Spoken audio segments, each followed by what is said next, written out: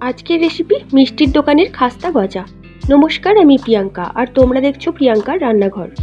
শুরুতেই বলে রাখি, অনেক দিন কোনো ভিডিও চ্যানেলে আপলোড দিতে পারিনি, কারণ গলার অবস্থা ভীষণই খারাপ। আজও খুব কষ্ট করেই ভয়েস ওভার দিচ্ছি, তোমরাও একটু কষ্ট করে ভিডিওটা দেখে নিও। গজা বানানোর জন্য আমি এখানে 300 গ্রাম ময়দা নিয়ে নিয়েছি। এর মধ্যে নিয়ে নিলাম হাফ চামচ বেকিং সোডা আর নিলাম হাফ চামচের কম বেকিং পাউডার। আর এখানে নিয়েছি 4টে বড় এলাচ।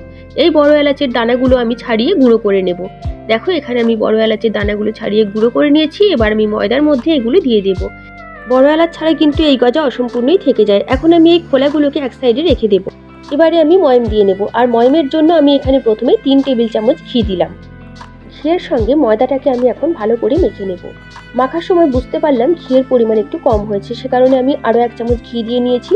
এরপর আমি ময়দাটাকে ভালো করে মেখে নেব।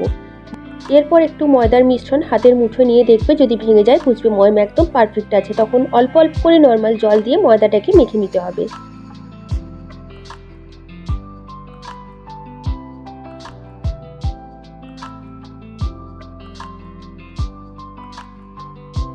ময়দার ডোটা আমার রেডি হয়ে গেছে। এখন আমি এই ময়দার ডোটাকে 10 মিনিট রেস্টে রেখে দেব।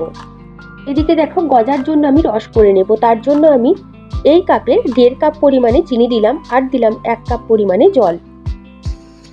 চিনিটা এখন জলের সঙ্গে ভালো করে মেল্ট হয়ে যাক, তারপর 5 মিনিট ফুটিয়ে নিলেই গজার জন্য রস তৈরি হয়ে যাবে। গজার জন্য কিন্তু 1 তার বা 2 তার বিশিষ্ট রসের প্রয়োজন নেই। একটু চিটচিটে হয়ে এলেই রসটাকে নামিয়ে ঠান্ডা করতে দিয়ে দেবে। এদিকে দেখো, ময়দাটা একদম সেট হয়ে গেছে, অনেকটাই সফট হয়ে গেছে। ময়দাটাকে আমি আরও একটু ভালো করে মেখে নেব। ময়দার ডোটাকে আমি আরও একবার ভালো করে মেখে নিয়েছি। আর এই ডোটাকে আমি হাতে করে ঠিক এইভাবে প্রেস করে নেব আর একটা ছুরির সাহায্যে কেটে নেব।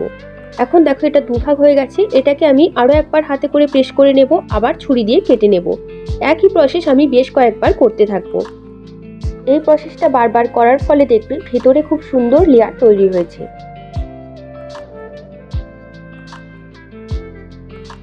এই প্রসেসটা যত বেশি করা হবে ততই দেখবে গজাটা ভেতর থেকে বেশ রসালো এবং ওপর থেকে বেশ খাস্তা হবে।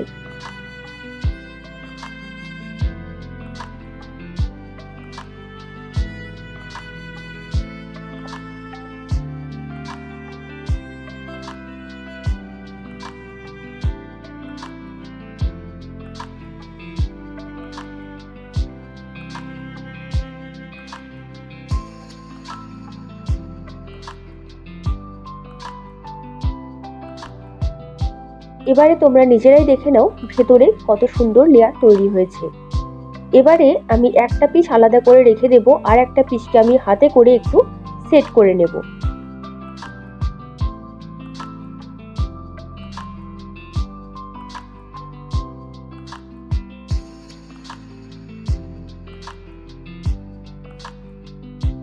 এরকম একটা শেপ দিয়ে নিতে হবে। এরপর আমি ছুরির সাহায্যে এগুলোকে পিস পিস করে কেটে নেব। পিসগুলো কেটে নেওয়া হয়ে গেছে। দেখো, পিসগুলো ঠিক এই রকম হয়েছে। এগুলোকে আমি একটু হাতে করে গজার শেপ দিয়ে নেব। এটাকে দেখো, হাতে করে আমি গজার আকার দিয়ে দিয়েছি। বাকিগুলোকেও আমি হাতে করে গজার আকারে গড়ে নিয়েছি। আরও একটা যে পিস এখানে রাখা আছে সেটা থেকেও আমি একইভাবে গজার আকার দিয়ে নেব। আর এগুলো এখন সব তৈরি হয়ে গেছে। এগুলোকে আমি তেলে ভেজে নেব। তেল গরম হয়ে যাওয়ার পর আমি এখানে 4-5টা করে গজা একসঙ্গে দিয়ে ভেজে নেব।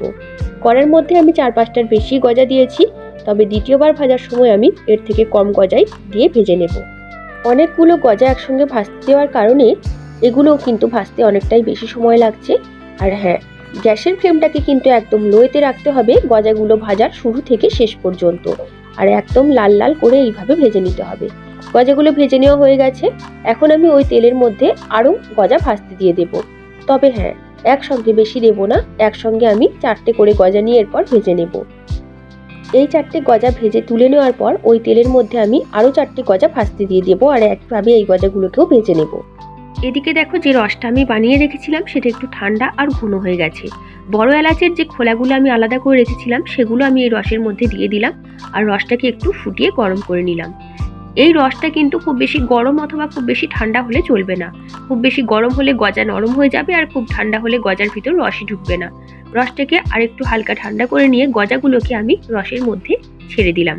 এরপর রসের মধ্যে গজাগুলোকে হালকা নাড়াচাড়া করে নিয়ে 2 মিনিট মতো রসের মধ্যে রেখে তারপর তুলে নিতে হবে। 2 মিনিট হয়ে গেছে। এখন রস থেকে গজাগুলোকে আমি তুলে নিয়ে একটা পাত্রের মধ্যে রেখে দেব। এই গজাগুলোকে রস থেকে তুলে নেওয়ার পর বাকি যে গজাগুলো ছিল সেগুলোকে আমি রসের মধ্যে দিয়ে 2 মিনিট রেখে রস থেকে তুলে নিয়েছি। গজাগুলো রেডি হওয়ার পর আমি গজাগুলোকে একটা প্লেটের মধ্যে সার্ভ করে দিলাম।